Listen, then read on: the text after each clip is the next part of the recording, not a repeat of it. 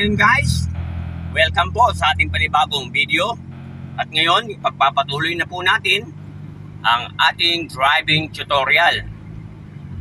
Ang pangalawang ituturo ko po sa inyo ukol sa pagmamaneho o pagdadrive ng Matic ay ang kung paano ang pag-stop o pagpatay ng makina. At ngayon, sa oras na to, ilang beses ko nang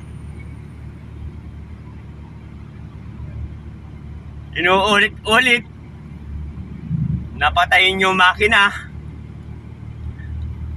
Ayaw niyang mamatay. At sa kasamaang palad, meron naman po tayong preno. Yun. Ingat po sa pagdadrive.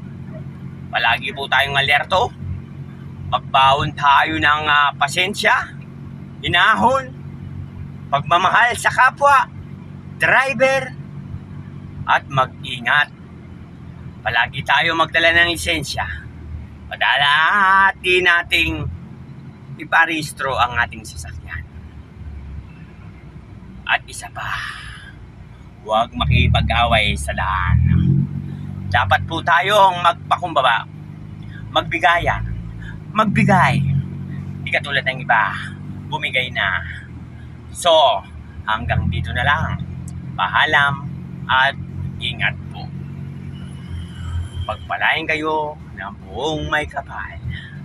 I love you 3 times a day. At huwag kalilimutang i-follow at i-like and share.